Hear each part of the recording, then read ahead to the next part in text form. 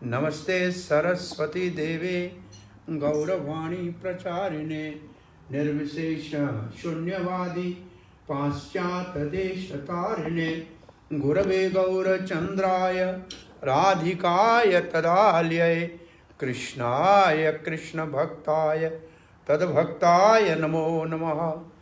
ओम नमो भगवते वासुदेवाय। ओम नमो भगवते वासुदेवाय। ओम नमो भगवते वासुदेवाय। नारायणं नमस्कृत्यं नरं चैव नरोत्तमं देवीं सरस्वतीं व्यासं ततो जयमुदीरयेत्। नष्टप्रायेषु अभद्रेषु नित्यं भागवत सेवया भगवती उत्तम श्लोक भक्तिर्भवती नैष्टिकी। कृष्णाय वासुदेवाय देवकी नंदनाय च नंदगोपकुमाराय गोविंदाय नमो नमः। जय श्री कृष्ण चैतन्य प्रभु नित्यानंद श्री अद्वैत गदाधर शिवासदि गौर भक्त वृंदा। हरे कृष्णा कृष्णा कृष्णा हरे हरे, हरे राम राम राम हरे हरे। हरे कृष्णा। रमज़ान में श्रीमद् भागवत का जो धारावाहिक आप पारायण करते हैं श्रीमान परमेश्वर गौर जी के संग में, उसके अंतर्गत आज हम नवम स्कंद श्रीमद् भागवत, जिसमें मुख्य रूप से ईशानु कथा है, जो भागवत के 10 विषय है, उसमें ईशानु कथा भगवान और भगवान के ऐसे ऐसे महान भक्तों की कथा है जो इस धरती के ऊपर गंगा को लाए, जिनके लिए भगवान के सुदर्शन चक्र ने रक्षा की। ऐसे महान महान प्रतापी महान भक्तों का वर्णन है, किसी की अधोगति नहीं हुई है। तो ईश मतलब भगवान और अनु मतलब उनके अनुगामी भक्तों की कथा सुनने से असल में कर्म की वासना के जो बीज होते हैं, जो हमारे को बार बार जन्म लेने के लिए कारण बनते हैं, वो सारे भुन के साफ हो जाते हैं, नाश हो जाते हैं। तब हम दसम स्कंद में भगवान के आश्रय लेने के अधिकारी बनते हैं।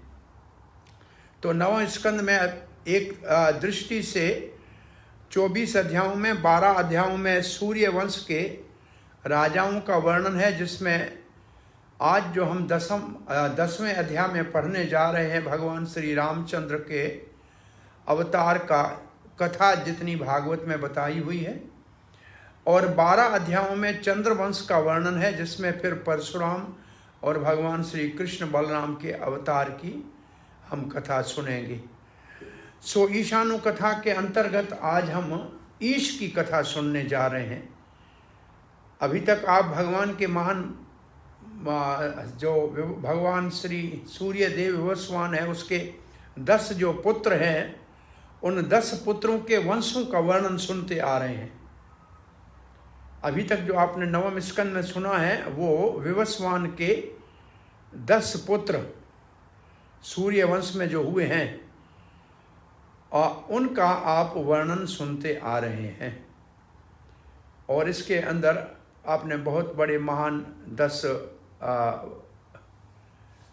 सूर्यवंश जो जिसको कहा जाए राजा थे, उसमें से एक राजा आगे चल के उनके वंश में खटवांग हुआ, जिसका हमने भगवत गीता के दूसरे अध्याय में ही प्रभुपाद ने उसका उल्लेख किया है, और भागवत के दूसरे स्कंद में भी खटवांग का नाम आता है। तो आज हम 10वें अध्याय का पहला श्लोक पढ़ने जा रहे हैं। 9, 10, 1। श्री शुक वाच खट्वांगाद दीर्घबाहुश्च रघु तस्मात् पृथु शर्वा अजस्ततो महाराजस्तस्मात् दशरथो अभवत्। तो ये श्लोक कह रहा है खट्वांग, ये खट्वांग महाराज वो है जो देवताओं के साथ सहायता करके असुरों से लड़ रहे थे। जब थक गए तो कहा कि कोई वरदान मांग लो। उन्होंने कहा मुझे बताओ मेरी आयु कितनी बची है। बोला 2 घड़ी। और 2 घड़ी में वो देवलोक से धरती पे आए और भगवान का ऐसा सुमरण किया कि 2 घड़ी में भगवान को प्राप्त किया। तो ये बात सुखदेव गोस्वामी कहते हैं, परीक्षित खटवांग ने 2 घड़ी में भगवान को पा लिया, आपके लिए तो 7 दिन है। आपको तो मैं भागवत सुनाऊंगा, आप चिंता क्यों कर रहे हैं? ये वो खटवांग महाराज है। और दीर्घबाहु, उसके आगे वंश में एक बहुत बड़े वीर दीर्घबाहु महाराज हुए, जिसके पुत्र हुए रघु, जिसके वंश में आगे हुए रघु। और रघु इतने प्रतापी राजा हुए कि वंश का नाम ही हो गया रघुवंश। तो राम जी का जो अवतार राम जी चंद्र जी का हुआ है, उसके वंश में रघु महाराज बहुत बड़े प्रतापी राजा हुए हैं। तस्माद पृथु, फिर उस वंश में आगे चल के एक पृथु महाराज हुए हैं। जैसे हमारे पांडवों में पृथु महाराज हैं, ऐसे पृथु महाराज एक इस वंश में भी है। और फिर इन 4 नामों के लिए खटवांग, दीर्घबाहु, रघु और पृथु के लिए एक विशेष शब्द लिखा है, सुखदेव गोस्वामी के मुख से आया, शर्वाह। शर्वाह का मतलब बहुत बड़े राज ऋषि थे, साधु पुरुष थे, और जिनकी बड़ी महिमा प्रसिद्ध थी और ये बड़ी ख्याति वाले थे। और फिर आगे वाले भी इनके वंश में ख्याति वाले राजा हुए अज। और ये अज महाराज ये बहुत बड़े महाराजा थे, और इनके अज के पुत्र हुए महाराज दशरथ। तो ये वंश सुनाया है कि दशरथ के पिता अज, अज के आगे पृथु, पृथु के आगे रघु, दीर्घबाहु और खटवा। और इस प्रकार से ये इक्ष्वाकु से शुरू होते हैं। आगे इक्ष्वाकु ये शुरू होंगे इक्ष्वाकु से, जो अपने 10 में से एक पुत्र है सूर्य वंश में, मुख्य रूप से सूर्य के पुत्र जो विवस्वत मनु है उसके वंश में ये सब है। तो यहाँ इनके नाम ही गिनाए गए हैं। ये पहला श्लोक है, तो इसका आप अर्थ समझ गए हैं। तो हम दूसरा श्लोक पढ़ने जा रहे हैं। विश्वनाथ चक्रवर्ती ठाकुर ने लिखा है 10वें अध्याय में सुखदेव महाराज मानव मात्र को राम के जन्म, कर्म और गुण के अमृत का पान कराएंगे। तो 10वें स्कंद में क्या है, विषय क्या है 10वें स्कंद का? विश्वनाथ चक्रवर्ती ठाकुर लिखते हैं श्री राम का जन्म, कर्म और गुण या लीला, इसका अमृत पान कराएंगे सुखदेव गोस्वामी।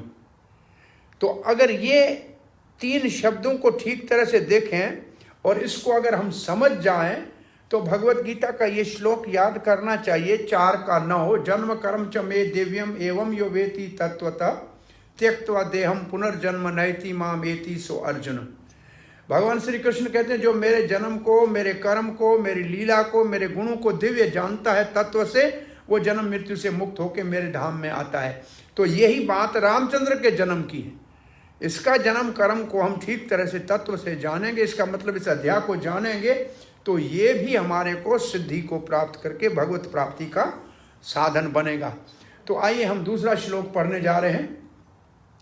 तस्यापि भगवान एष साक्षाद ब्रह्ममयो हरि अंशांशेन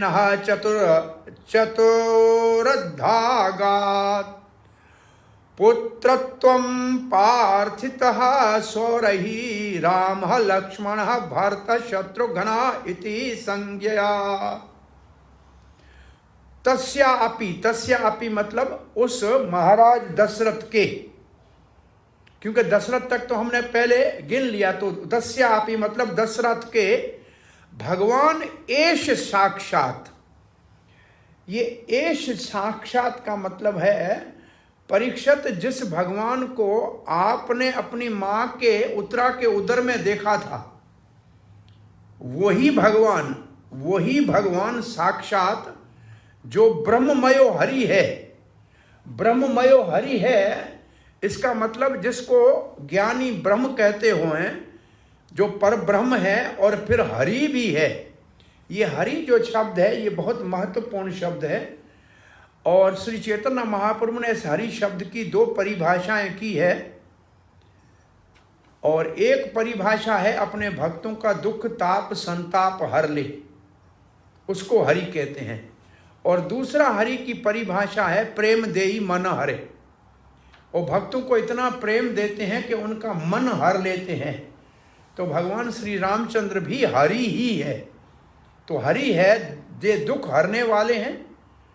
जैसे सारे दंडकारण्य के ऋषियों का दुख हर लिया, उनको संकट से मुक्त कर लिया, राक्षसों से बचा लिया, और प्रेम दे के सारे अयोध्या वासियों का मन हर लिया और अपने साथ भगवत धाम ले गए। भगवान रामचंद्र सबको भगवत धाम ले गए, तो मन भी हर लेने वाले हैं। ऐसे कृष्ण को हम कहते हैं मुरली मनोहर, मुरली से सबका मन हर लेते हैं। तो एस साक्षात ब्रह्ममयो हरि ही। ब्रह्ममयो हरि लिखने का मतलब है कि वो भगवान जो है, एक तो भगवान लिखा, भगवान लिखने का, और ब्रह्ममयो और हरि, ये तीन विशेषण देने का अर्थ ये है कि भगवान श्री कृष्ण जो है, और श्री रामचंद्र भगवान जो एक तो भगवान है, इसका मतलब सद्गुण संपन्न है, 6 गुण उसमें है। ब्रह्ममयो इसका मतलब वो चिन्मय है, उसमें कोई भी भौतिक जड़ गुणों का प्रभाव नहीं है। और हरि है का मतलब उसके जो गुण हैं वो परित्राणाय साधुनाम वाले गुण हैं और विनाशाय दुष्कृतान वाले गुण हैं। अंसा अंशेन का मतलब है जैसे हमारे चतुर्व्यूह होता है, पहले भगवान श्री कृष्ण के सीधे हाथ की तरफ से बलराम जी एकदम चतुर्व्यूह में हो जाते हैं, वसुदेव, संकृष्ण, प्रद्युम्ना और अनिरुद्ध। तो ये चारों के 4 चतुर्व्यूह, ये है अंसा अंशेन। तो इसमें भगवान श्री रामचंद्र वसुदेव है, और लक्ष्मण जो है संकृष्ण है, और भरत और शत्रुघ्न ये अनिरुद्ध और प्रद्युम्ना ऐसे भी कह सकते हैं। और कहीं कहीं शास्त्रों में इसको शंख और चक्र का अवतार भी कहते हैं, वो सिर्फ कल्प भेद से अलग हो सकता है। तो बात ये है कि ये 4 जो हैं पुत्रवन, ये 4 दशरथ के पुत्र के रूप में प्रकट हुए। पार्थित, अब पार्थित जो शब्द है ये बहुत महत्वपूर्ण है कि ये आखिर इनका अवतार हुआ क्यों। पार्थित का मतलब प्रार्थना करने के ऊपर। किसने प्रार्थना की? सौरही का मतलब देवताओं ने। तो अब इस प्रसंग के 2 शब्दों को इस श्लोक में देखेंगे कि दशरथ के घर में 4 भगवान के अंश अपने अंशों के साथ, पहले लिखा है भगवान रामचंद्र अपने अंशों के साथ, जो हरि है ब्रह्ममय है अपने 4 अंशों के साथ, और उन 4 अंशों का नाम है राम, लक्ष्मण, भरत और शत्रुघ्न, ऐसे उनको कहा जाता है संज्ञा। अब आए क्यों, अवतार क्यों लिया, उसके लिए 2 शब्द है इस श्लोक में। पार्थितः सुरैहि, पार्थित का मतलब प्रार्थना करने के ऊपर, सुरैहि मतलब देवताओं की।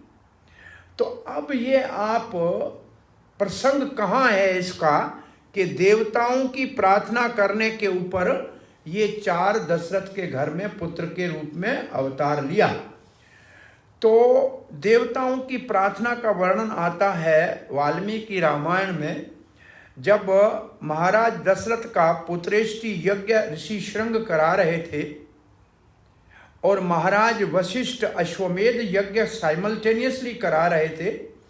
उस समय सारे देवता जो यज्ञ में भाग लेने के लिए आए थे, उन्होंने ब्रह्मा जी को घेर कर कहा कि आपने 10 ग्रीवा को, रावण को बहुत बड़े वरदान दिए हैं और कुंभकर्ण को वरदान दिए हैं, इन्होंने सारे ब्रह्मांड में त्राही त्राही मचा दी है। अब बताइए इनसे हम बचेंगे कैसे? हम देवताओं के लिए, न ब्राह्मणों के लिए, न गाय के लिए, न वेद के लिए कोई स्थान इन्होंने छोड़ा है, सब चीज़ों को भ्रष्ट कर दिया है।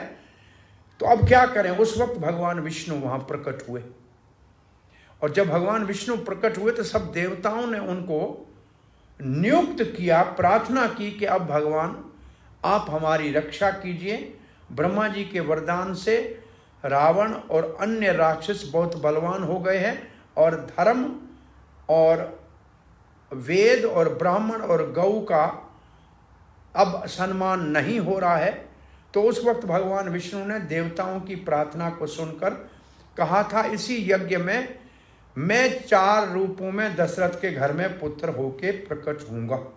तो ये है पार्था सुरई, देवताओं की प्रार्थना करने के ऊपर। चक्रवर्ती पाद लिखते हैं एश का मतलब है, ये एश शब्द है, उसको लिखा है कि जो आपने अपनी माता उत्तरा के गर्भ में देखा था वही भगवान है, जिसने आपकी रक्षा की थी वही दशरथ के घर में प्रकट हुआ है, और वो अपने सारे अंशों के साथ और अंशों के साथ प्रकट हुआ है। और श्रील प्रभुपाद जी के इसके ऊपर तात्पर्य बहुत अच्छा है कि भगवान श्री रामचंद्र और उनके भ्राता लक्ष्मण, भरत और शत्रुघ्न ये सब विष्णु तत्व हैं, ये जीव तत्व नहीं है। बड़े बड़े कथाकार नहीं समझ पाते हैं कि ये विष्णु तत्व है। तो पहले तो प्रभुपाद जी लिखते हैं ये सभी भगवान के विस्तार हैं, और भगवान के ऐसे अनंत विस्तार और अवतार होते हैं। तब प्रभुपाद जी, एक तो रामनामी में प्रभुपाद जी ने इसी श्लोक के ऊपर कथा की हुई है, रामादिमूर्तिषु, ये जो ब्रह्म संहिता का श्लोक है। और यहाँ आज प्रभुपाद जी एक और ब्रह्मा जी का पहले श्लोक ब्रह्म संहिता का दे रहे हैं, अद्वैतम अच्युतम अनादिम अनंत रूपम।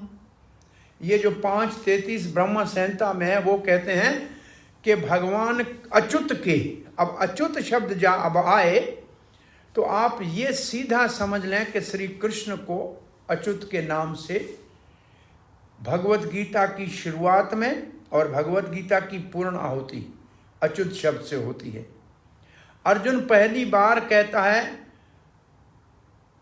रथम स्थाप्य में अच्युता, सेन्योर उभयोर मध्य रथम स्थाप्य में अच्युता, ये पहला श्लोक है अर्जुन के मुख से निकला है।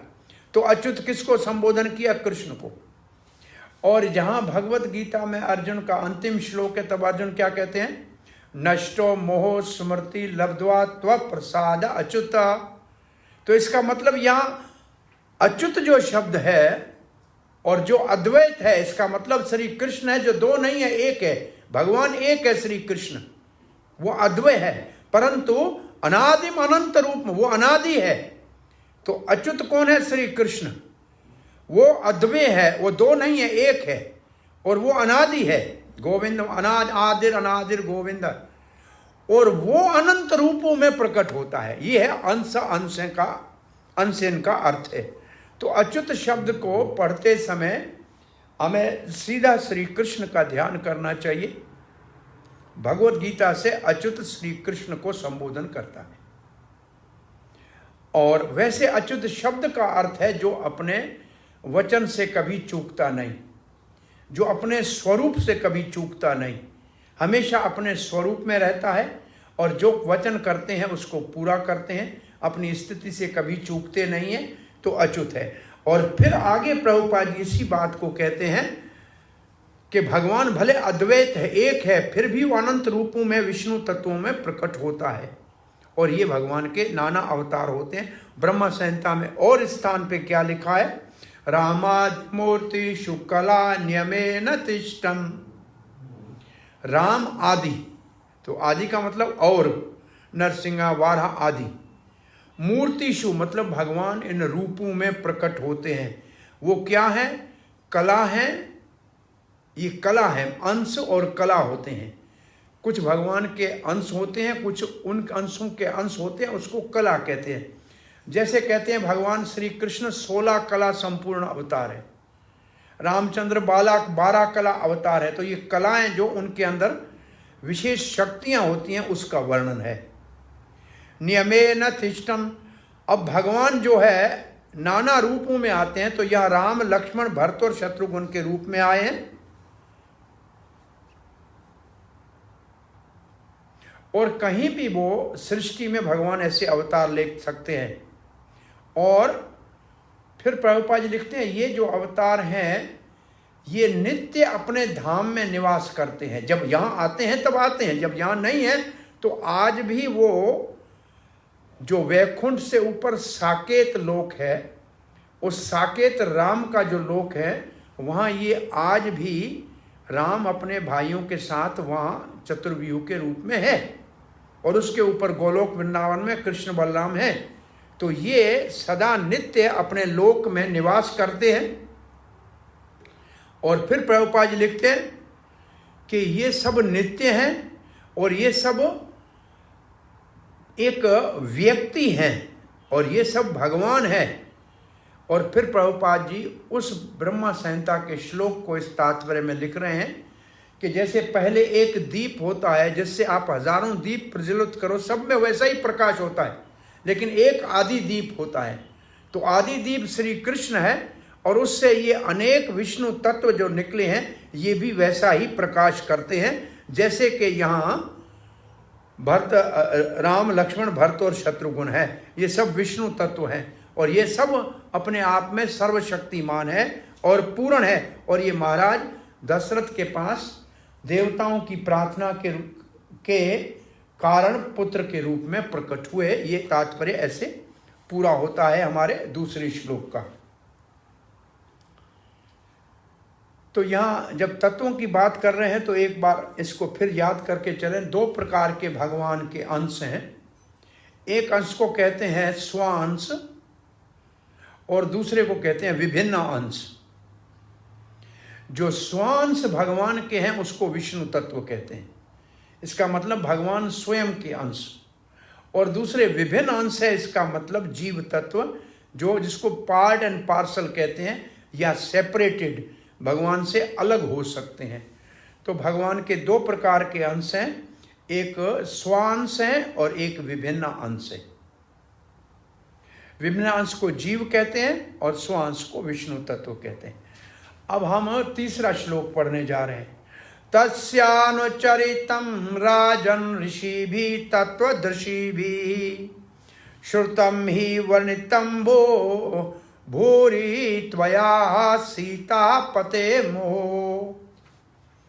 सुखदेव गोस्वामी एक शब्द इस श्लोक में बहुत महत्वपूर्ण कर रहे हैं, कह रहे हैं तस्य अनुचरितम। तस्य मतलब रामचंद्रस्य, तस्य मतलब राम, लक्ष्मण, भरत और शत्रुघ्न चारों का। और अनुचरित मतलब एक चरित्र का मतलब उनकी लीला। अनुचरित का बहुत बड़ा शब्द जो इसमें बहुत महत्वपूर्ण शब्द है वो है अनु। अनु का मतलब जो परंपरा में ऋषि आए हैं। कैसे ऋषि? तत्वदर्शी। जो तत्वदर्शी ऋषि भी हैं। ये जो तीन शब्द बहुत महत्वपूर्ण है। जो तत्वदर्शी ऋषि हैं उन्होंने जो समझा है, जो उनकी परंपरा में आते हैं, उन्होंने जो वर्णन किया है वो श्रुतम ही आपने उसको सुना है। महाराज परीक्षित निश्चित रूप से सुना है। वर्णितम भूरी, बड़ी महिमा उसकी आपने सुनी है। त्वया आपके द्वारा, किसकी? सीतापते मोह, वो जो राम जी सीतापति है ना, बार बार आपने बड़े बड़े तत्वदर्शी ऋषियों के द्वारा आपने उनका गुणगान सुना है। इसका मतलब है कि जब परीक्षित महाराज भागवत सुन रहे थे उस वक्त राम कथा बहुत जन जन और कन कन तक, कान कान तक, आदमी आदमी तक तत्व भी ऋषियों के द्वारा गाई जाती थी, जो बार बार उन्होंने सुनी थी। तो इसमें मुख्य जो बात है जिसके ऊपर श्रील प्रभुपाद ने तात्पर्य लिखा है वो है तत्वदर्शी ऋषि भी। और अनु को भी बहुत मुख्य शब्द जाना चाहिए। अनु का मतलब अनुगामी, इसका मतलब परंपरा। तो अब प्रभुपाद जी ने लिखा है, O king Parikshit, the transcendental activities of the Lord Ramachandra have been described by the great saintly person who have seen the truth। ये है ऋषि भी तत्वदर्शी भी की परिभाषा। ये सिर्फ तत्व शब्द और दृष्ट शब्द देखकर प्रभुपाद ने इसके अनुवाद में, इसके तात्पर्य में मुख्य रूप से भगवत गीता का एक श्लोक दिया है, आप अभी देखेंगे। तद विधि प्रणिपातेन परिप्रश्नेन सेवया उपदेक्षन्ति ते ज्ञानम ज्ञानी नाम तत्वदर्शन। तो तत्वदर्शी की परिभाषा लिखी है, परंपरा की बात है। Because you have heard again and again मुहु श्रुत्वा, भगवान रामचंद्र सीतापति के विषय में आपने सुना है, इसलिए मैं आपको वो संक्षेप में बताऊंगा, आप सुनिए। अब इसमें श्रील प्रभुपाद जी का तात्पर्य है, अच्छा, चक्रवर्ती बात सिर्फ दो बातें लिखते हैं, राम जी की लीला और महिमा शेष और गणेश भी कभी पूर्ण रूप से न बोल सकते हैं न लिख सकते हैं। दो नाम लिखे, शेष और गणेश दोनों न सुन सकते हैं, न उसको बोल सकते हैं न लिख सकते हैं। तो आम आदमी क्या लिखेगा? ये जो दो अध्याय हैं 10, 11, 12 इन अध्यायों में जो राम जी की लीला है ये इतनी विस्तार है, शेष और गणेश भी इसका वर्णन कर नहीं कर सकते हैं। इस श्लोक में ये कहा गया है। और श्रील प्रभुपाद जी का तात्पर्य है, श्रील प्रभुपाद जी तात्पर्य शुरू करते हैं मॉडर्न राक्षसास ये मॉडर्न राक्षस का मतलब जो पुराने ज़माने में रावण राक्षस था, राम के ज़माने में खर दूषण थे, वो थे पुराने ज़माने के राक्षस जो राम को भगवान नहीं मानते थे। और अब आधुनिक आजकल के मॉडर्न राक्षस कौन है? जो अपने आप को बहुत बड़े विद्वान मानते हैं कि हमने बड़ी पीएचडी कर ली है, बहुत बड़ा हमने पीएचडी कर ली है, हम डॉक्टर हैं। वो क्या कहना चाहते हैं कि भगवान राम ये कोई परम पुरुष भगवान नहीं है, सामान्य व्यक्ति है। ये तो आपने थोड़े साल पहले ही राम सेतु के विषय में जब चर्चा चल रही थी, श्रीलंका से जहाज आते थे तो वो राम सेतु बीच में आ नहीं सकते हैं, तो राम सेतु तो है ही नहीं, राम था ही नहीं, कौन सी हिस्ट्री है राम की, कहाँ लिखी है, ऐसे बहुत से, ये इसको प्रभुपाद ने लिखा है मॉडर्न राक्षसास। वो राम के अस्तित्व को ही नहीं मानते हैं, भगवान तो दूर की बात है। आज भी हम जब जाते हैं जहाँ तीनों समुद्रों का एक प्रकार से दो तरफ से दो समुद्र मिलते हैं, राम सेतु उसको क्या कहते हैं, वहाँ एकदम जो है श्रीलंका के नेटवर्क आ जाते हैं आपके फ़ोन में।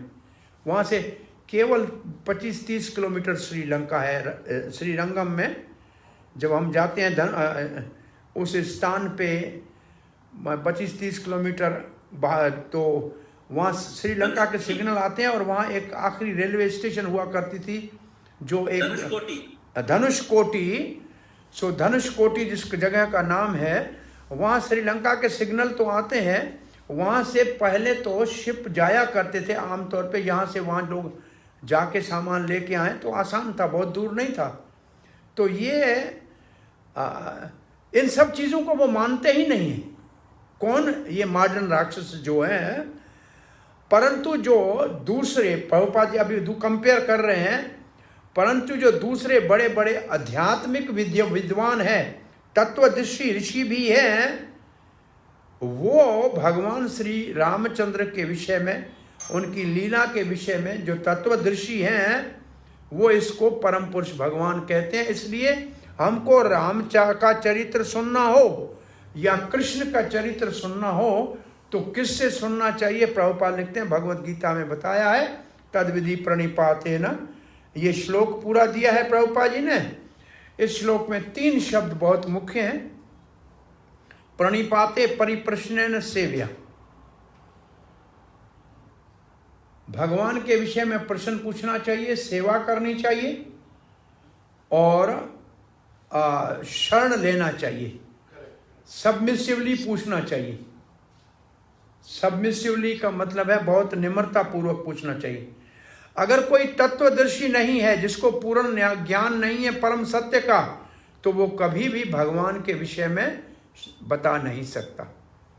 तो इसमें तत्वदर्शी शब्द को लेके प्रभुपाद जी ने तात्पर्य लिखा है। और आगे क्या लिखा है देखिए, इसलिए बहुत से रामायण का इतिहास, बहुत ही रामायण का इतिहास, बहुत जगहों पे बहुत रामायण हैं, उनमें से कुछ जो है वास्तव में प्रमाणिक है और कुछ तत्वदर्शियों ने नहीं लिखी है, उसमें अपनी मनमानी बातें लिखी। जैसे श्रील प्रभुपाद ने भगवत गीता के ही इंट्रोडक्शन में लिखा है, बहुत से भगवत गीता के एडिशन पढ़े हैं, लेकिन एक भी एडिशन प्रमाणिक नहीं है, क्योंकि परंपरागत नहीं। तो वाल्मीकि रामायण बेसिकली परंपरागत है, रामानुज आचार्य का मुख्य पुस्तक है। रामानुज संप्रदाय का जो फाउंडेशनल स्क्रिप्चर है वो है वाल्मीकि रामायण, जिसके ऊपर उनके आचार्यों की बहुत प्रसिद्ध टीका, गोविंद, मेरे ख्याल में गोविंद टीका है, गोविंद तीर्थ या ऐसे कुछ नाम है, अब मेरे को ठीक याद नहीं है, लेकिन बहुत विस्तार से टीका है। मेरे पास तो उसका फोटो कॉपी कई वॉल्यूम में पड़ी है। कुछ रामायण जो है प्रमाणिक है और कुछ प्रमाणिक नहीं है, कुछ अथॉरिटेटिव है, कुछ अथॉरिटेटिव एक्चुअली नहीं है। कभी कभी कुछ ऐसे तथाकथित सो कॉल्ड मॉडर्न एजुकेशनिस्ट राक्षस जो हैं, उन्होंने उसमें अपने मन से कुछ विचार डाल दिया है और अपने भावनाओं को डाल दी हैं, परंतु रामचंद्र का जो चरित्र है वो ऐसे मन की कल्पना नहीं है। तो सुखदेव गोस्वामी जब रामचंद्र चरित्र की बात कर रहे हैं तो परीक्षित महाराज को कह रहे हैं आपने इसको बार बार सुना है, इसका मतलब 5000 साल पहले भी रामायण प्रसिद्ध थी और आज भी है, परंतु हमको रामायण पढ़ना है तो तत्वदर्शी, जो ज्ञान तत्वदर्शी भी हैं, उनसे सुननी चाहिए। तो ऐसा कोई विद्वान कहे कि मैंने पीएचडी की है संस्कृत में, मैंने रामायण लिखी है, इसको पढ़ो, वो इतनी महत्वपूर्ण नहीं है जितनी एक परंपरागत तत्वदर्शी ऋषि भी की रामायण है उसको पढ़नी चाहिए। तो वाल्मीकि जी की रामायण जो है वो प्रमाणिक है, प्रभुपाद जी ने कहा है, क्योंकि वो रामानुज संप्रदाय के ऑथेंटिक कमेंट्री के साथ अवेलेबल है, तो वो प्रमाणिक है। और सुखदेव गोस्वामी में उसमें से कुछ श्लोकों का यहाँ वर्णन किया है। अब हम चौथा श्लोक पढ़ने जा रहे हैं। घोरवार्थे त्यक्त राज्यो व्यचरद अनुवनम पद्म पद्माभ्याम प्रियायाः पाणिस्पृशाक्षमाभ्याम मृजित पत्थरुजोयो हरेन्द्रानुजाभ्याम वैरोप्याशोरपंखया प्रियः व्रहरुषारोपिता भूरो वृजंभ त्रस्ताभिः बदसेतु खलदवद्वन्द्व कौशलेन्द्रो अवतान्नः। अवतान्नः शब्द को पहले सुन लीजिए। अवतान्नः का मतलब हमारी रक्षा करे, न का मतलब हम, और अवतान का मतलब आप देखें शब्द अर्थ में, अवतान का अर्थ है रक्षा। कौशलेंद्र भगवान हमसे प्रसन्न होकर हमारी रक्षा करे। कौशल इंद्र का मतलब कौशल देश का राजा। तो ये भगवान रामचंद्र हमारी रक्षा करे। हरे कृष्ण। सो भगवान रामचंद्र हमारी रक्षा करे, कौशल इंद्र हमारी रक्षा करे। ये एक शब्द है। कैसे?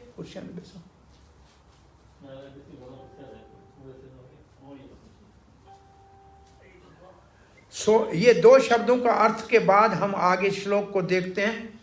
गुरु अर्थ है, गुरु वैसे कहते हैं, गुरु का मतलब गुरु भी है, गुरु का मतलब माता पिता भी है।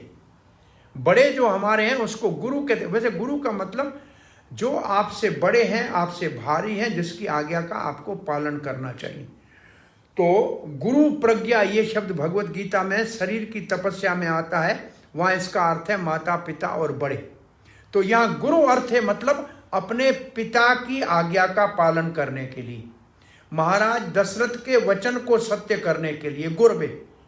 अर्थ है का मतलब उसके लिए त्यक्त राज्यो, अपने राज को त्याग दिया। किसने? रामचंद्र ने। और क्या किया? व्यचरद अनुवनम, और एक से दूसरे वन में विचरण करने लगे का मतलब चलने लगे। तो रामचंद्र ने अपने पिता के वचन को सत्य करने के लिए राज का त्याग करके वन में विचरण किया, कभी एक वन में कभी दूसरे वन में। विचरण किया तो चले ना, चले तो कैसे चले?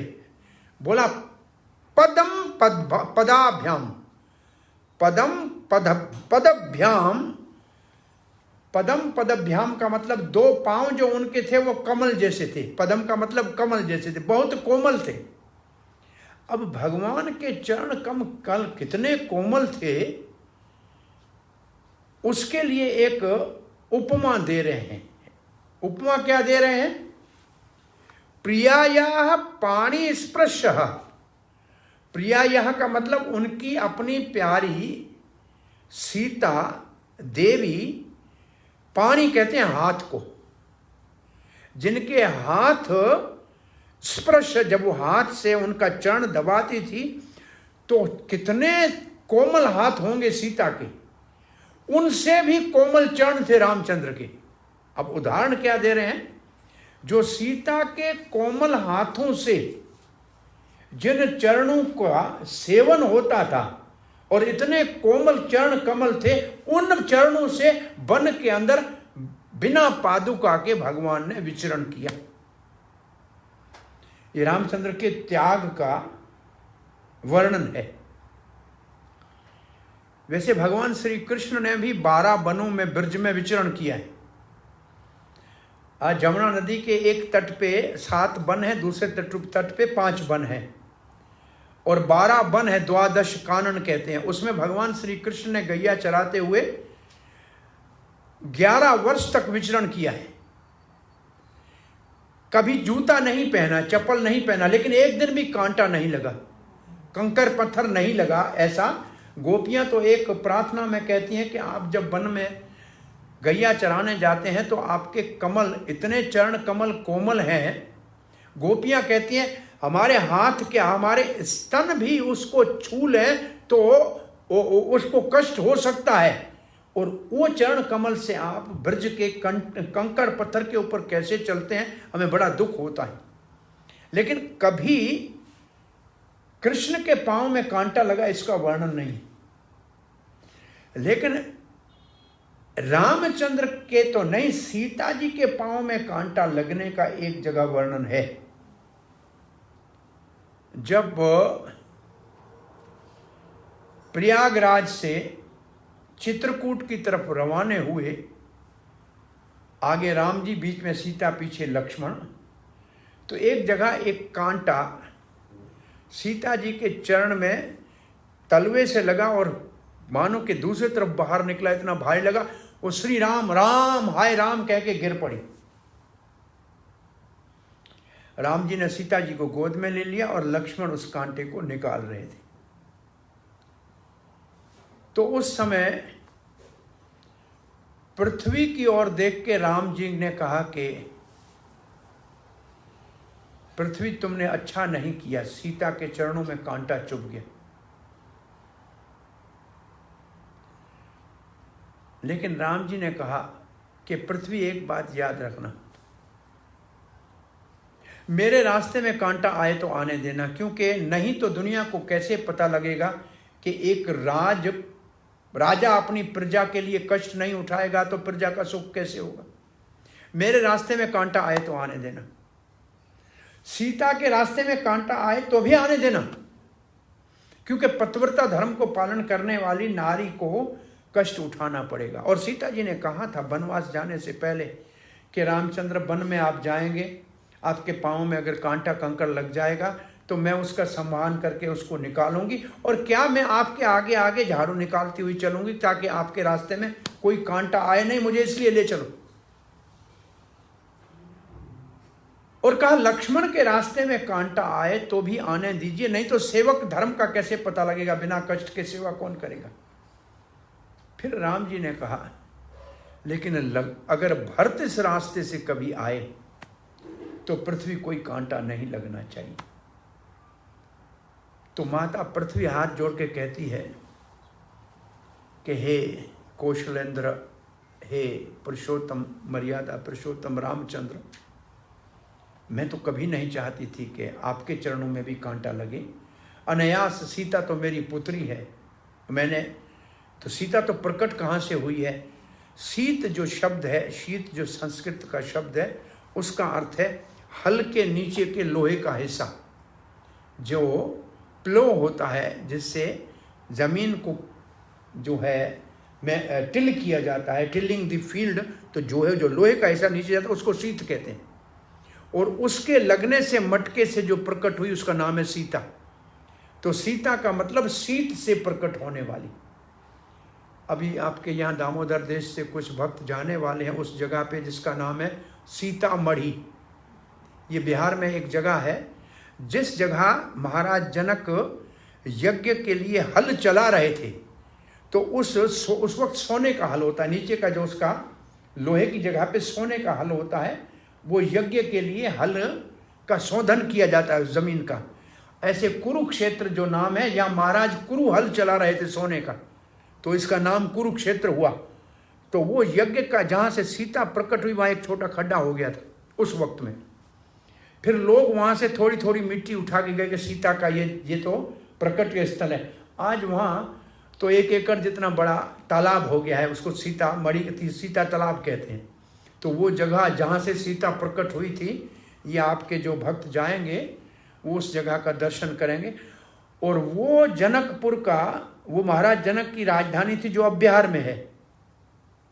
और वहाँ से 30-40 किलोमीटर आगे फिर नेपाल का बॉर्डर आएगा, और 30 किलोमीटर अदर जाएंगे तो जनकपुर नेपाल में है। जो जनक महाराज की राजधानी थी वो अब नेपाल में है। जहाँ सीता और राम का विवाह हुआ था वो स्थान नेपाल में है, वो जनकपुर में है। तो इस बार ये यात्रा जनकपुर भी जाएगी। आपके जो यहाँ से लोग जा रहे हैं वो जनकपुर के उस जगह को देखेंगे। वहाँ जो धनुष आगे आएगा, इसको जो धनुष राम जी ने तोड़ा था उसका एक टुकड़ा वहाँ से 15 किलोमीटर और आगे गिरा है।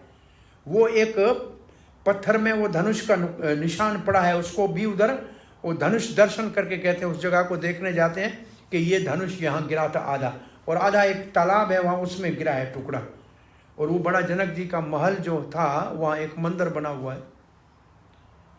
तो ये बात कर रहे थे कि भगवान उस वन में विचरण पिताजी के कहने के ऊपर राज को त्याग करके करने गए, जिनके चरण सीता जी के कोमल हाथों के छूने से भी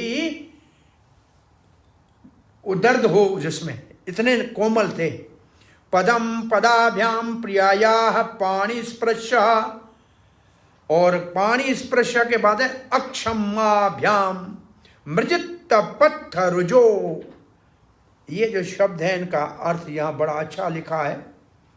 प्रिया उनकी प्रिय पत्नी सीता, और उनके हाथ लगाने से वो उनके हाथ के स्पर्श को भी नहीं सह सकते थे। मृजित पत्थरुजा। अब लिखते हैं कि इतने सारे चले होंगे तो वो थक गए होंगे ना, ऐसे चरण थे जो इतने कोमल हैं, वो थक गए होंगे ना। बोलो थक जरूर गए थे, लेकिन उन चरणों के थकने को, उसकी थकावट को दूर किया। ये आगे के 2 शब्द है, कौन से हैं? हरेंद्र अनुजाभ्याम। ये हरेंद्र शब्द है हनुमान के लिए, हरिंद्र। ये इसका मतलब वानरों के युद्धपति हनुमान, ये हरिंद्र। और अनुजाभ्याम, वैसे हरिंद्र में 2 शब्द लिए गए हैं, सुग्रीव और हनुमान। चक्रवर्ती पाद ने लिखा है हरिंद्र का मतलब है वानरों के राजा सुग्रीव, वानर राज सुग्रीव और हनुमान। और अनुजाभ्याम का मतलब है राम जी के छोटे भाई लक्ष्मण। तो लक्ष्मण और सुग्रीव और हनुमान की सेवा से भगवान के वन में विचरण करने में जो कठिनाई और थकावट हुई वो दूर हो गई।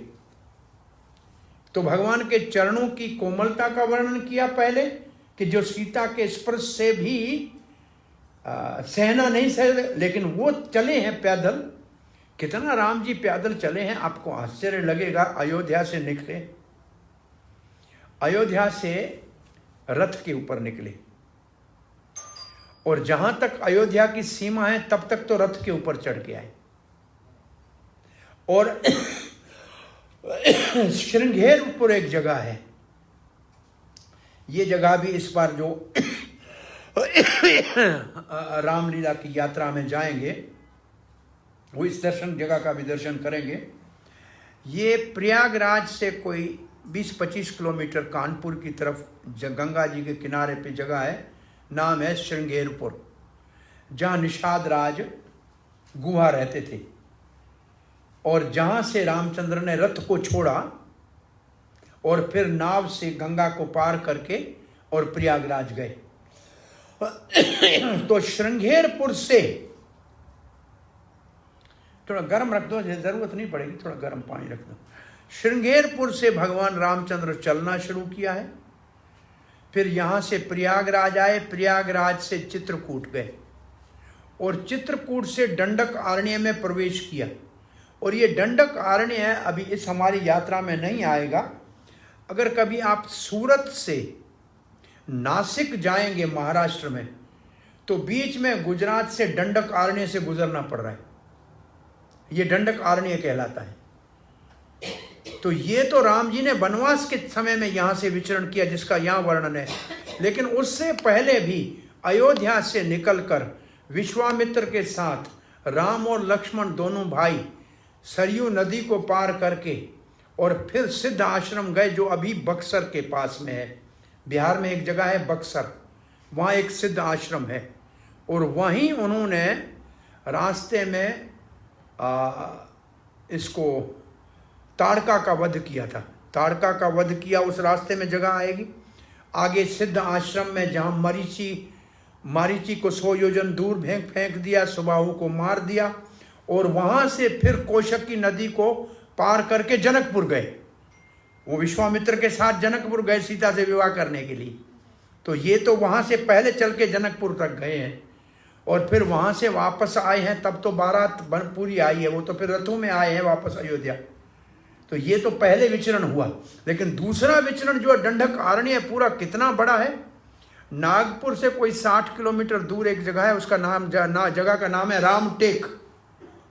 रामटेक का मतलब जहाँ रामचंद्र ने ऋषियों को वचन दिया कि दंडक आरण्य को मैं सारे राक्षस शून्य कर दूंगा, आप निश्चिंत होकर यहाँ भजन कीजिए। तो रामटेक का मतलब राम ने जहाँ ये वचन किया, वो जगह नागपुर से 60-65 किलोमीटर दूरी पे बहुत अच्छा सुंदर अभी ये रिसॉर्ट बने हैं। एक बार हमने उस जगह को देखा था। वहाँ से लेकर पूरा ये दंडक आरण्य, अब यहाँ दंडक आरण्य से चल के कहाँ जाएंगे, नासिक जाएंगे।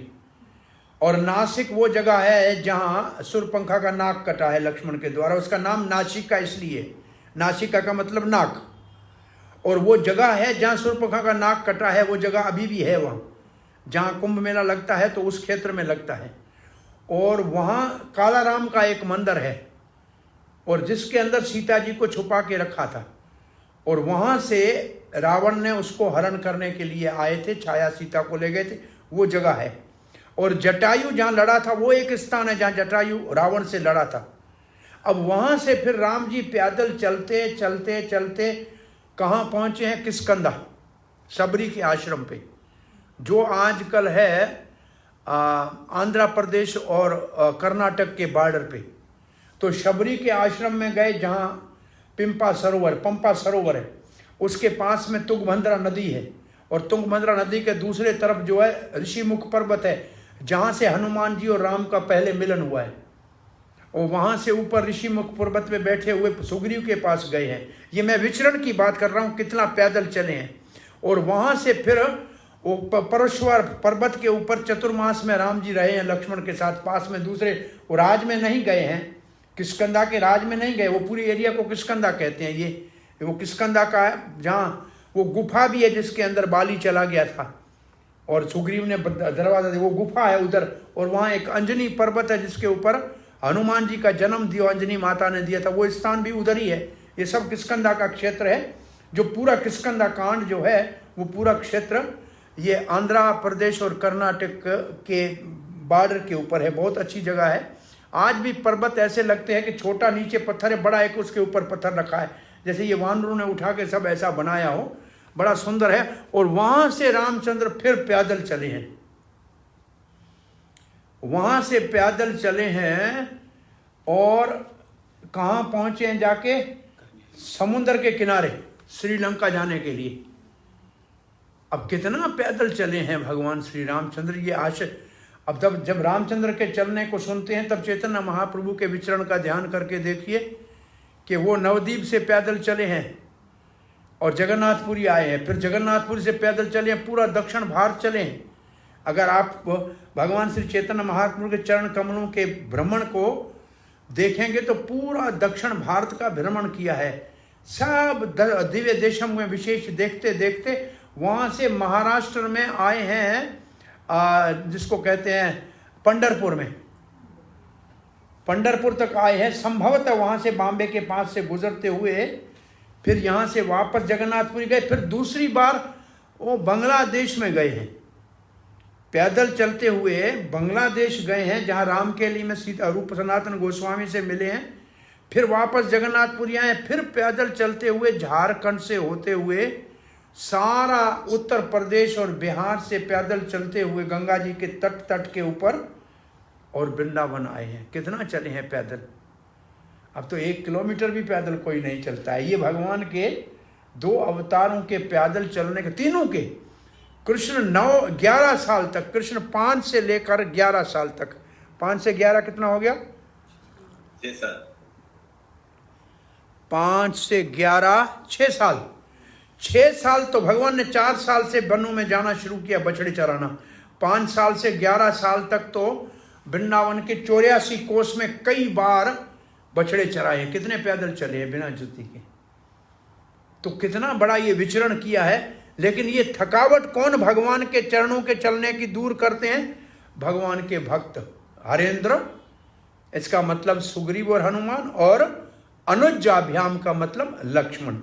और आगे लिखा है वैरूप्यात। अब दूसरी लीला आ रही है।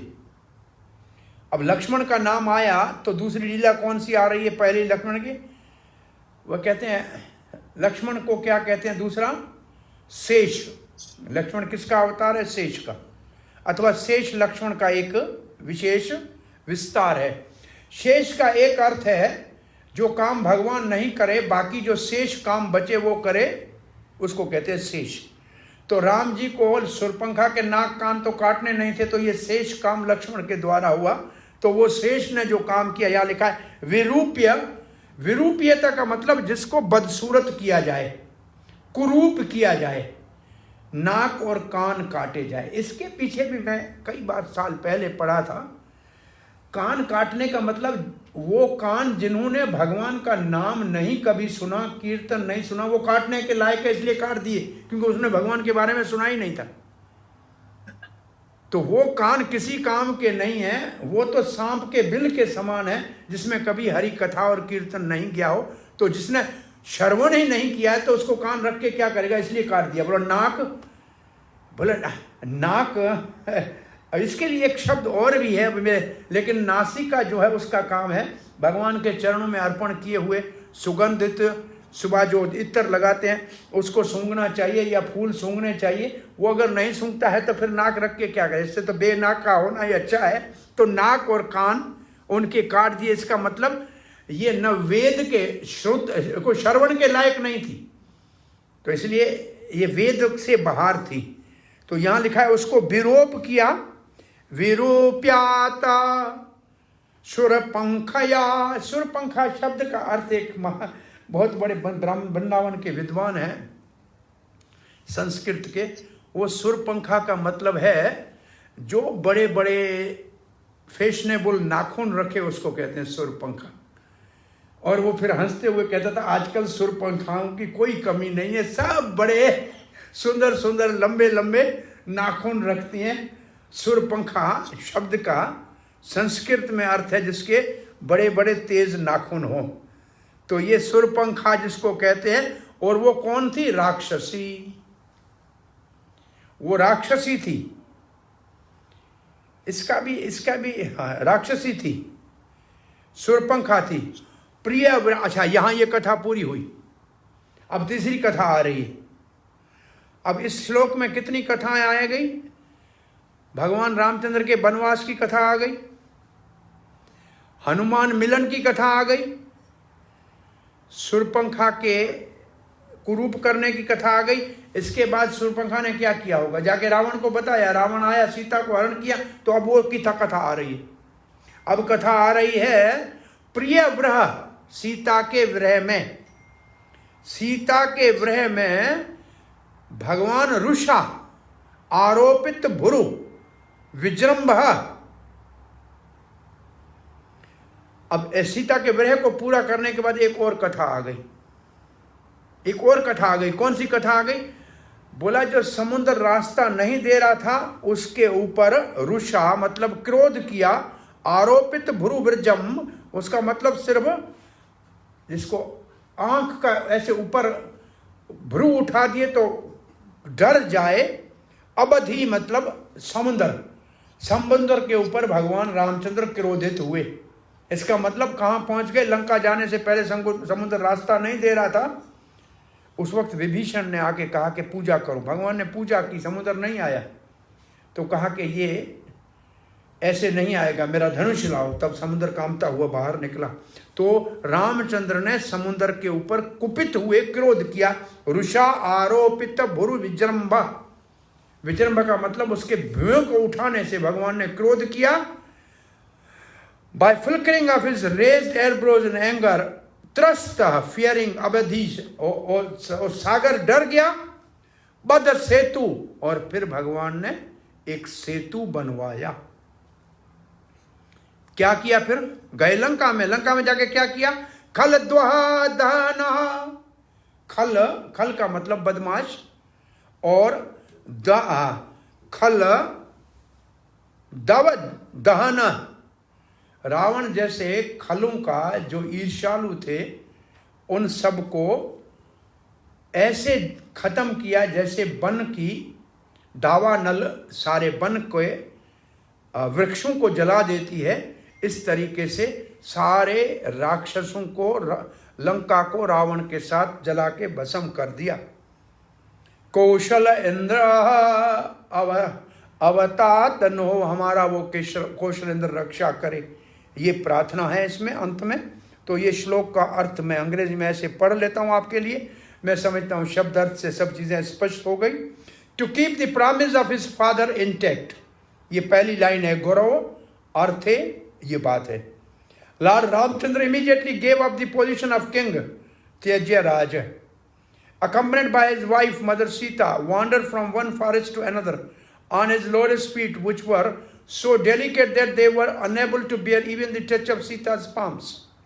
Padabhyam priyaha, ye iska arth hai. The Lord was also accompanied by Hanuman or by other monkeys, Sugriv, king of the monkeys, Harindra, and by his own younger brother, Lord Lakshman, both of whom gave him relief from that fatigue of wandering in the forest. Having cut off the nose and ears of the Shurpankha, thus disfiguring her, the Lord was separated from Mother Sita. Viraha, Priya Viraha. He therefore became angry, moving his eyebrows and thus frightening the ocean, who then allowed the Lord to construct a bridge to cross the ocean. Subsequently, the Lord entered the kingdom of Ravan to kill him, and like a fire devouring the forest. May that Supreme Lord Ramchandra give us all protection. तो ये श्लोक आपको समझ में आया। इसके ऊपर चक्रवर्ती पाल ने थोड़ा सा परपट लिखा है। He gave up the kingdom to keep the promise of his father, Guru. Guru का मतलब father. Walking from forest to forest by his 2 feet soft as lotuses. Those feet were so soft that they could not tolerate the touch of Sita's hands, which were most soft. His fatigue was walking on the road was removed by Hanuman or Sugriv and Lakshman. Angered by separation from his dear wife because she was stolen by Ravan, because his sister Shurpankha had her ear and nose cut off. क्यों उठाया सीता को? क्योंकि शूर्पणखा ने शिकायत की. He instilled fear in the ocean by moving the eyebrow. He burned the forest of demon like Ravan. अब एक श्लोक और आगे का पढ़ते हैं. विश्वामित्राधवरेयेन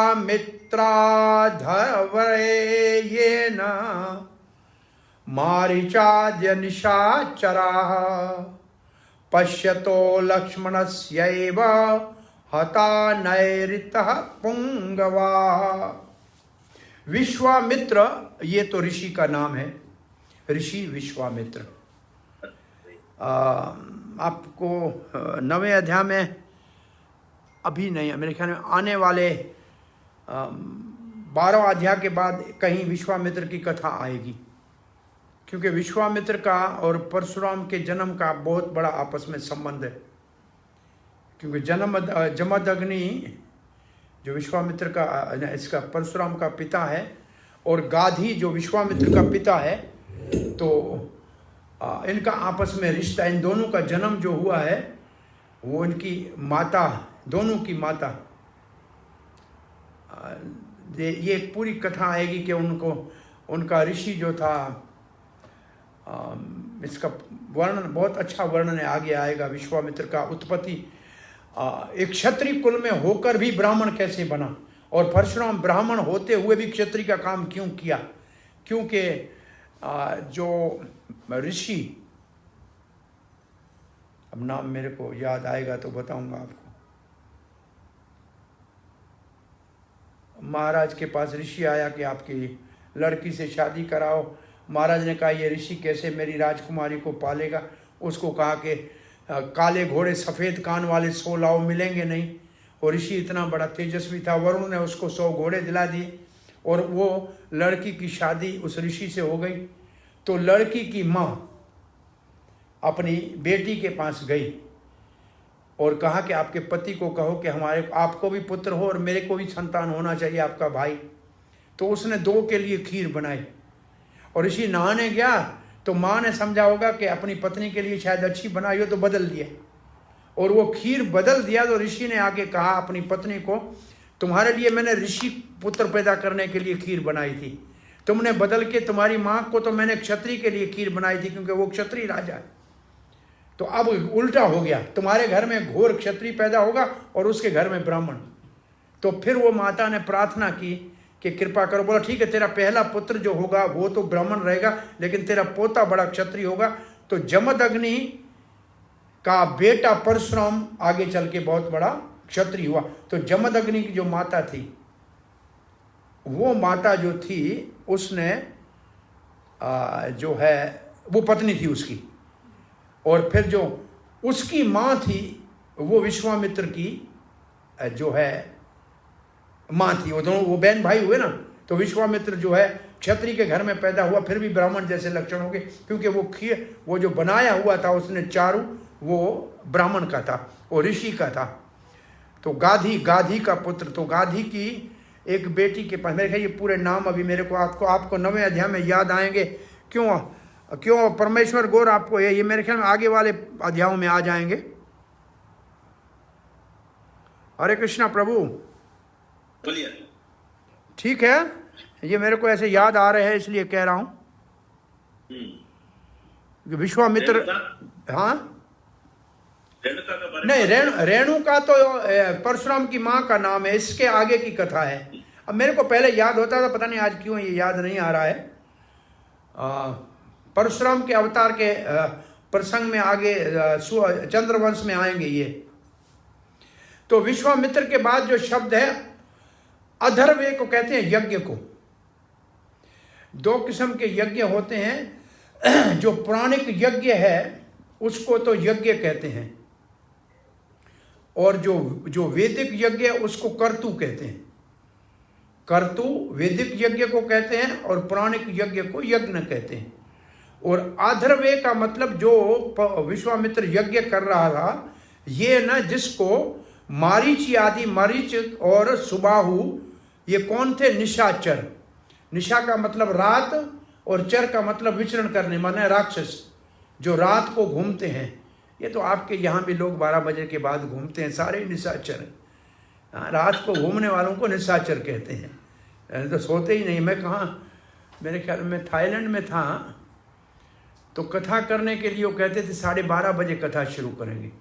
मैंने बोला क्यों? बोला 12 बजे दुकान बंद करते हैं, 1 बजे फिर दुकान में ही कथा करनी है। अब दुकान खुला है तो कैसे करेंगे? फिर दुकान बंद करके 1 बजे कथा शुरू होती थी।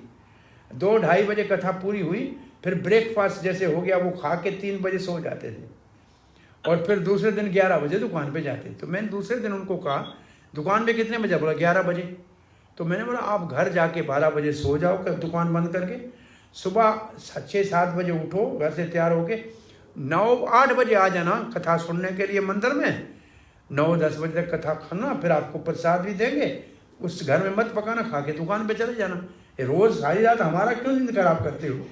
तो सुबह उठे, जब 11 बजे ही दुकान पे 12 बजे जाना है तो फिर सुबह कथा सुन लो। तो ये बहुत सी जगहों पे रात को ही लोग जागते हैं, ये निशाचर कहलाते हैं। पश्यतो लक्ष्मण एव हता। अब इसके बाद जो दूसरी बात है, पश्यत लक्ष्मणस्य, लक्ष्मण ने देखा, नैऋत्य पुंगवा। नैऋत्य पुंगवा का मतलब राक्षसों को, पुंगवक वैसे कहते हैं किसी का जो कोई लीडर हो, लीडर ऑफ दी। नैऋत्य का मतलब राक्षसों के। तो इसका प्रभुपाद ने अर्थ लिखा है, in the arena of the sacrifice otherwise perform by Vishwamitra, Vishwamitra otherwise, lord Ramachandra the king of Ayodhya killed many demons, rakshasas and uncivilized men who wander at night in the modes of darkness. May Lord Ramchandra, who killed these demons in the presence of Lakshman, be kind enough to give us protection. इस श्लोक में protection शब्द नहीं है, लेकिन आगे वाले श्लोक से आ रहा है ना, जो है वो आगे चल रहा है, ये साथ साथ चल रहे हैं। वो भगवान श्री रामचंद्र हमारी रक्षा करे। इसमें चक्रवर्ती पाद ने लिखा है, जो भगवान श्री रामचंद्र की लीला इससे पहले श्लोक में कही गई है, उसको आगे 2 अध्यायों में विस्तार से बताई गई थी। इसका मतलब जो 5वां श्लोक ने, चौथा श्लोक था, वो चौथे श्लोक में भगवान की ऑलमोस्ट सारी लीलाएं एक श्लोक में कही गई। अब जो एक श्लोक में संक्षेप में कही गई, उसका विस्तार से वर्णन 2 अध्यायों में होगा। तो एक सूत्र रूप में एक श्लोक नंबर 4, श्लोक नंबर 4 जो है वर्ष नंबर, वो सारे 2 अध्यायों का एक सूत्र है, और अब 2 अध्यायों में उसका विस्तार होगा। निशाचर का मतलब है, असल में निशाचर का एक अर्थ तो ये है रात में चलने वाले, दूसरा है निशा कहते हैं अंधकार को, उसका मतलब इग्नोरेंस, जो लोग अज्ञानता में है उसको भी निशाचर कहेंगे। और तीसरा इसका अर्थ है अज्ञान, जो अज्ञानी है मोड ऑफ इग्नोरेंस में, जो लोग मोड ऑफ इग्नोरेंस में हैं वो भी निशाचर है। और नृत्य पुंगवा का मतलब है राक्षसों में सबसे महान, राक्षसों में महान। अब 6, 7 और 2 श्लोक साथ में आ रहे हैं, 6 और 7।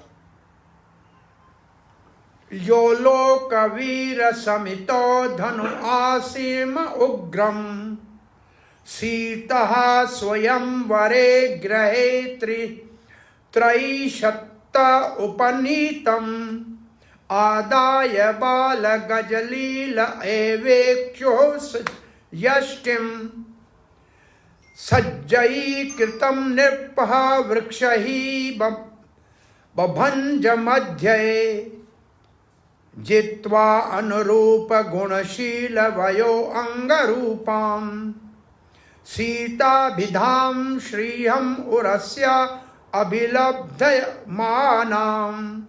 मार्गे व्रजन भृगोपते व्यन्यतः परोडम, दर्पम महिम अकृत यस्त्रयी राजबीजम। इस श्लोक में बहुत सी लीला हैं।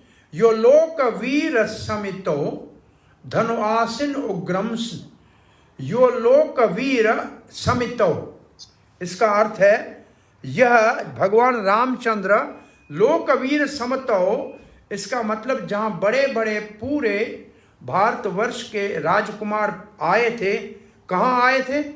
सीता के स्वयंवर में आए थे। ओ धनु, वहां जो एक धनुष था, किसका? आसी, आसिम का मतलब भगवान शंकर का, ऐशम, ऐशम ईश्वर, भगवान शंकर का जो धनुष था कैसा था? उग्रम, बहुत बड़ा भारी था। कितना भारी था? ये कहाँ हुआ था सब ये कथा? बोला सीता स्वयंवर गृहे, जहां सीता का स्वयंवर हो रहा था। तो वर्णन क्या है? अब वाल्मीकि रामायण में सीता का स्वयंवर पहले हो गया, कोई राजा धनुष उठा नहीं सका, सब चले गए। विश्वामित्र के साथ राम बाद में जाते हैं और धनुष को 300 से ज्यादा लोग एक पेटी में उठा के आते हैं, लोहे की ट्रंक में, और रामचंद्र उसको देखने के लिए कहते हैं, विश्वामित्र से आज्ञा लेते हैं, फिर टूट जाता है। लेकिन ये और तुलसीदास की रामायण में स्वयंवर में ही ये बात है। और दूसरी बात जो इस श्लोक में है वो ऐसे लिखा है कि स्वयंवर से सीता को जीत कर जब जा रहे थे तो रास्ते में परशुराम आया, इसमें लिखा। वाल्मीकि रामायण में ऐसे ही है कि बारात से जाते हुए रास्ते में परशुराम मिला था, और तुलसीदास की रामायण में स्वयंवर में ही परशुराम आया है। सो दोनों में थोड़ा सा अंतर है रामायणों में। तो यहाँ जो ये श्लोक आगे पढ़ेंगे तो लिखा है, सीता के स्वयंवर के समय जहां बड़े बड़े पूरे भारतवर्ष के राजकुमार आए थे, उनके बीच में भगवान श्री रामचंद्र ने जो वहां शिव का बहुत भारी धनुष रखा हुआ था, उग्र का मतलब है बहुत भारी, बड़ा भयानक था। असल में इस धनुष का भी वर्णन है कि ये धनुष दो कैसे बने थे। एक बार इंद्र में और नारद में आपस में कहा कि इंद्र ने कहा हमारे भगवान विष्णु, नारद ने कहा हमारे भगवान विष्णु महान है, इंद्र ने कहा महादेव हमारे। बोला दोनों को लड़ा के देखते हैं कौन जीतता है। तो ऐसे ही तो बोला दोनों के लिए धनुष विश्वकर्मा बनाएगा, अपना धनुष नहीं विष्णु लाएंगे। तो दो धनुष बनाए, एक शंकर जी को दिया, एक भगवान विष्णु को दिया। तो जो भगवान विष्णु को दिया वो सारंग धनुष के नाम से, और ये जो धनुष है जो शंकर को दिया, वो इस लड़ाई में शंकर जी हार गए और विष्णु जीत गए। तो शंकर जी ने कहा ये धनुष किसी काम का नहीं है, मेरे को हरा दिया। उसने देवदत्त नाम के राजा को दे दिया, जो आगे चल के महाराज निमि को दिया, और फिर ये महाराज जनक के पास ऐसे ये पूछते पूछते धनुष आया। ये महाराज उस धनुष की कथा बताते हैं। तो ये धनुष विश्वकर्मा का बनाया हुआ था। तो ये बड़ा उग्र धनुष था और बड़ा भयानक था, शंकर जी जिसको उठाते थे। और इसलिए परशुराम ने वो जो भगवान विष्णु वाला धनुष था वो परशुराम के हाथ में था। वो जब दिया था उसने राम जी को, इसके ऊपर प्रत्यंजा चढ़ा के देखो तो मैं मानूं। और राम जी ने प्रत्यंगा चढ़ा दी, क्योंकि वही तो विष्णु थे। तो वो समझ गए कि ये इसका ही धनुष है। उसने कहा मेरे गुरु का धनुष क्यों तोड़ा है? शंकर जी मेरे आराध्य के आपने तोड़ा है, तो अब इस धनुष को उठा के देखो। तो ये वही धनुष है जो एक समय में बने थे।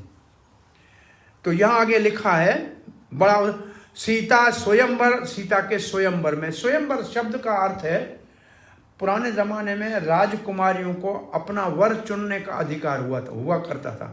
सारे राजकुमार आते थे, उनमें जिसमें अच्छा वीरता होती थी, कौशल्य जो बहुत ज़्यादा सुंदर होता था, वो लड़की अपनी इच्छा से उसको चुन लेती थी और वरमाला पहनाती थी। ये एक क्षत्रियों की परंपरा थी। इसको ऐसे लक्ष्मी ने भी, लक्ष्मी का स्वयंवर हुआ है। क्षीर सागर के मंथन के अंदर से लक्ष्मी जब निकली तो सब देवता उसको चाह रहे थे। तो उसने देखा वो समुद्र में सोया हुआ भगवान विष्णु, ये बोला ये कौन है? बोला इसको किसी चीज़ की चिंता नहीं है, सोया हुआ है। तो एक माला लेकर वो सबको देख रही थी। फिर सब में दोष निकालने लगी कि सुंदर तो बहुत है लेकिन क्रोधी है, ये ऐसा है। फिर जाके भगवान विष्णु को माला पहनाती है। तो वैसे तो लक्ष्मी नारायण सदा ही पति पत्नी है, लेकिन वो लक्ष्मी से तो सब सहेलियां पूछती हैं भाई तुम्हारी शादी कब हुई, कभी तो आपकी मैरिज एनिवर्सरी का कौन सा डेट है? तो बोला कोई बात नहीं, एक बार हम भी स्वयंवर कर लेते हैं। तो ये समुद्र मंथन के समय उनका स्वयंवर हुआ और सीता के स्वयंवर का यह वर्णन हो रहा है। तो ये स्वयंवर एक क्षत्रियों में था। तो वहां स्वयंवर जो हुआ, फिर लिखा है तिरस्तः उपनीतम त्रिशत, त्रि माने 300 माने 100, 300 आदमी उपनीय मतलब खींच के ला रहे थे जिस गाड़ी को, उसमें वो धनुष रखा था, इतना भारी था। आदाय, उसको रामचंद्र ने उठा लिया। बाल गज लीला, जैसे कोई छोटा हाथी है ना, वो गने को उठा लेता है, ऐसे यहाँ राम जी को हाथी जैसे बच्चे की लीला जैसे करता है, ऐसे उस धनुष को उठा लिया। बाल गज लीला, एक छोटे गजराज के बालक की तरह जो जंगल में शुगर केन को गने को उठा के तोड़ देता है। इक्षु यष्टिम, अब देखो इक्षु यष्टिम बहुत संस्कृत के शब्द, यष्टिम कहते हैं लाठी को। आप दामोदर लीला में देखें कि यशोदा के हाथ में यष्टि है, का लाठी उठाई है, उसको यष्टि कहते हैं। और इक्षु कहते हैं गने को। तो गने की लाठ, जैसे गने का डंडे को जैसे हाथी मरोड़ देता है, इतना आसानी से, हाथी को कोई गने को मरोड़ने में जोर लगता है क्या? नहीं। तो रामचंद्र को उस बड़े भारी धनुष जिसको 300 आदमी उठा के ला रहे थे, उसको तोड़ने में कौन से, असल में ऐसे लिखा है कि महाराज दशरथ को एक बार उनके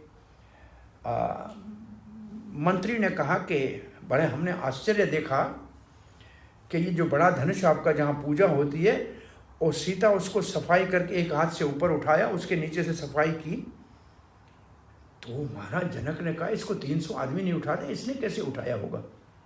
और कहीं कहीं लिखा है कि सीता ने कोई एक फल ऊपर देखा पेड़ में, तो वो धनुष को, उस टाली को नीचे किया, तो सबने देखा कि ये तो उठता नहीं। तो उसने कहा ये कोई सामान्य लड़की नहीं है, इसलिए मैं स्वयंवर में ये शर्त रखता हूँ कि इस धनुष को कम से कम जो उठा सकेगा उसके सीता से, क्योंकि सीता धनुष को उठा रही है, तो इसका पति जो है उसको भी तो धनुष उठाना चाहिए ना। तो ऐसे उस धनुष का वर्णन करते हैं, तो वहाँ बताया है। तो उसको कैसे उठाया? जैसे हाथी एक गन्ने की लकड़ी को तोड़ देता है। और फिर कहा बब्बहा विरक्ष, उसको मोड़ दिया। भंज, मध्य बीच से 2 टुकड़े कर दिए। जित्वा अनुरूप, और भगवान ने अपने अनुरूप मतलब अपने लायक गुणों वाली सीता को जीत लिया। अब सीता के गुणों का वर्णन है। सीता के गुण कौन से हैं? गुणशील वयः, उसका मतलब सीता के गुण भी रामचंद्र से मिलते जुलते थे। उनका जो व्यवहार था, शील था, वो भी वैसा था। वय का मतलब उनकी उम्र भी उनके बराबर थी। और अंग रूप, उनके सारे शरीर के अंग थे, हाथ पांव मुख नाक वाक सब बहुत सुंदर थे। और बड़ी सुंदर थी सीता अभिधानम, जिसका नाम सीता था। श्री है, जो साक्षात लक्ष्मी थी। कौन सी लक्ष्मी? उर्वशी, जो सदा भगवान के वक्ष स्थल पे निवास करती है। लक्ष्मी का एक नाम क्या, भगवान का एक नाम क्या है? श्रीनिवास। श्री का मतलब लक्ष्मी, जिसके वक्ष स्थल पे निवास करती है, उसको कहते हैं श्रीनिवास। ये श्रीनिवास बहुत ज़्यादा दक्षिण भारत में प्रसिद्ध नाम है श्रीनिवास। तो ये भगवान विष्णु का नाम है। श्री लक्ष्मी, जिनके वक्ष स्थल के ऊपर सदा विहार करती है। तो वो कौन है? सीता, जो इन गुणों से संपन्न है, वो साक्षात लक्ष्मी है। लक्ष्मी है श्रियम। और अभिलब्धमानाम, ये अभिलब्धमानाम का मतलब जो पहले सीता, जो पहले लक्ष्मी भगवान विष्णु के वक्षस्थल पे, वही सीता के रूप में आज राम जी ने उसको जीत लिया धनुष को तोड़कर। मार्गे, अब वो उसको जीत लिया तो लेके जा रहे थे। कहाँ ले जा रहे थे? अपने अयोध्या में ले जा रहे थे। मार्गे, रास्ते में। व्रजम, जब चल रहे थे, रास्ते में जा रहे थे। भृगो पते है, भृगुपति परशुराम जी का नाम है भृगुवंश में। वो भृगुपति परशुराम आए। व्यन्यत परुड़म, अब परशुराम की विशेषता बता रहे हैं। परशुराम ने क्या किया था? व्यनत पारुडम दर्पम महिम अकृत यह त्रिहि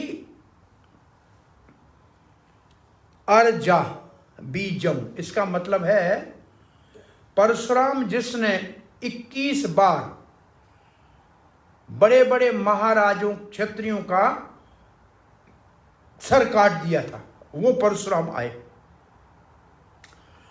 परशुराम ने 21 बार इस धरती को क्षत्रियहीन बना दिया था। इसकी भी कथा आगे आएगा नवम स्कंद में। एक महाराज हुए हैं सहस्त्रबाहु अर्जुन, उसको कार्तवीर अर्जुन कहते हैं। और जो ये गाधी महाराज परशुराम के पिता थे, इनके पास कामधेनु गाय थी और वो उस गाय को ले गया जबरदस्ती। परशुराम ने जाके उसको मार दिया और उसको मारने के बाद उसके पुत्रों ने आके गाधी का सर काट के ले गए और रेणुका ने रो रो के परशुराम को बुलाया। परशुराम ने आए मां को कहा, देखा कि अब रुको, इसका सर लेके आऊंगा तब आपके पति का आप जो है वो पिंडदान करेंगे, श्रद्धांजलि देंगे। और परशुराम ने जाके 100 पुत्र सारे कार्तविक अर्जुन के मारे और फिर वहां से उनका सर लेके आए। उसके बाद 21 बार जितने क्षत्रिय सर उठाते थे, दर्पम लिखा है, जो अहंकारी क्षत्रिय थे, जो अपने आप को उनका सर काट देता था। और उसी समय बहुत सारे क्षत्रिय परशुराम के डर से सिंधु नदी को पार करके और चले गए। कोई यहाँ आए मिडल ईस्ट, कोई आगे चले गए, यूनान चले गए। तो ये आर्या, हमारे पास एक गलत बात लिखते हैं कि आर्या बाहर से इंडिया में आए थे, ऐसा नहीं है। परशुराम में के समय में आर्य राजा सारे सिंधु को पार करके आगे चले गए। तो वो जितना भी आप रशिया में जाते हैं, जहाँ देखते हैं, और यहाँ तक के वो भी क्षत्रिय राजा था। प्रभुपाद ने लिखा है मेरे ख्याल में, जो बाद में मलेच बना, ऐसा एक वर्णन है बहुत प्रसिद्ध। ये मंगोल में इस तरफ ये पूरा क्षेत्र नाम उसका लिखा है मेरे ख्याल में एक जगह पे, यवनों के राजा के नाम में, वो बाद में यवन हो गया ऐसे लिखा है। तो ये परशुराम के समय में हुआ। और महाराज दशरथ उस वक्त में थे। कोई क्षत्रिय का विवाह होता था तो परशुराम नहीं मारता था। तो जब जब परशुराम अयोध्या की तरफ आता था तो महाराज दशरथ एक विवाह कर लेते थे, तो इसलिए उनको नहीं कभी मारा, तो वो बचे हुए थे। उससे एक समकालीन है, तो उन सबको मारा, ये इसका अर्थ है। तो इसका हम ट्रांसलेट श्रील प्रभुपाद जी का पढ़ के आज यहाँ कथा को विराम देंगे। आज परम पूज्य गुरुदेव जय पिता का स्वामी महाराज के व्यास पूजा के लिए प्रोग्राम रखा हुआ है। तो O king, the pastime of Ramachandra were wonderful like those of a baby elephant. क्यों कंपेयर करते हैं? Why? In the assembly where the mother Sita was to choose her husband, swayamvar, in the midst of the heroes of the world, Loka, Veera, he broke the bow belonging to Lord Shiva, Aisha. This bow was so heavy, Ugra, that it was carried by 300 men. But Lord Ramchandra bent the strung it and broke it into two middle, just as a baby elephant breaks a stick of sugarcane. Yashtim Ikshu. Thus the Lord achieved the hand of Mother Sita, who was equally as endowed with the transcendental qualities of the form, beauty, behavior, age, nature. Indeed, she was the goddess of fortune who constantly rested on the chest of the Lord. While returning from Sita's home after gaining her at the assembly of competitor, Lord Ramchandra met Parashuram. Although Parashuram was very proud, having rid the earth of the royal order 21 times, he was defeated by the Lord, who appeared to be the Kshatriya of the royal order. Chakravarti Pal likhte hain, in the society of the heroes of the world, he took the bow of the Shiva, casually like a piece of sugarcane, which was carried by the 300 men, strung it, bent it and broke it in the middle. Having obtained Sita, who had previously gained the respect on his chest, he extinguished the pride of Parashuram, who had destroyed the seed of king 21 times. Hare Krishna. Any question or comment? Hare Krishna. Yes. Hari Bol.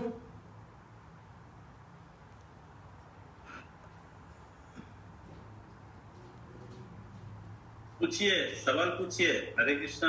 हरे कृष्णा। प्रभु कोई प्रश्न है? हरे कृष्णा प्रभु जी। बोलिए बोलिए बेटा। दंड प्रणाम।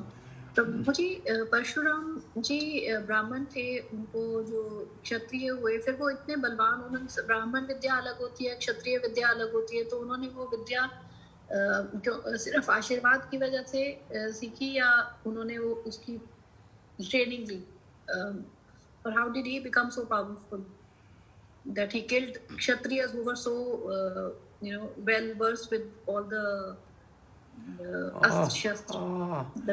परशुराम भगवान के अवतार हैं, भगवान के शक्ति अवेश अवतार हैं, और उनका विशेष अवतार 10 अवतारों में भी परशुराम का अवतार का नाम है, और वो अधर्मी क्षत्रियों का संहार करने के लिए प्रकट हुए थे।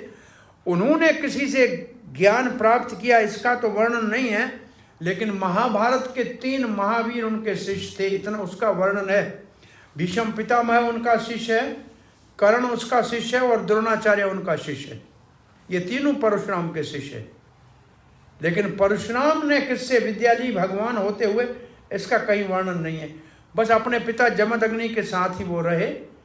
और वैसे पुराने जमाने का नेम ये था, जैसे व्यासदेव का पुत्र सुखदेव है, तो सुखदेव को विद्या व्यासदेव ने दी, तो पिता ही पुत्र का गुरु हुआ करता था।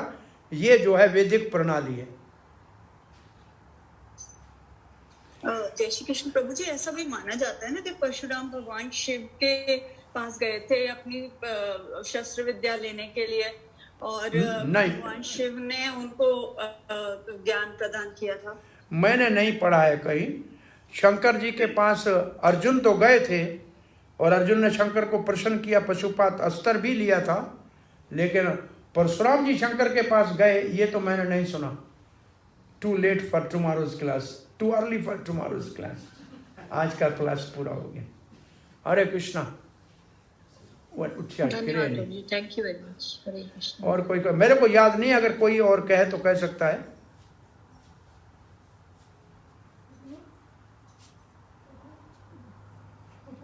हरे कृष्णा। और कोई क्वेश्चन? हरे कृष्णा। इसका कुछ प्रश्न है, पूछ लीजिए। प्रभु तो और एक जगह पे जाना है। परमेश्वर गौर जी बोलिए। Anyway, I'm going too slow. Maybe you are. I'm going too slow. नहीं प्रभु, ये सही है। आप विस्तार से कर रहे हैं, ये जरूरी है। And I'm not reading really word to word, but I'm just going in a flow. सही है, बिल्कुल। क्योंकि रामायण में हम लोग थोड़ा ज्यादा लंबा करना है जरूर। Okay. Okay. See you next time.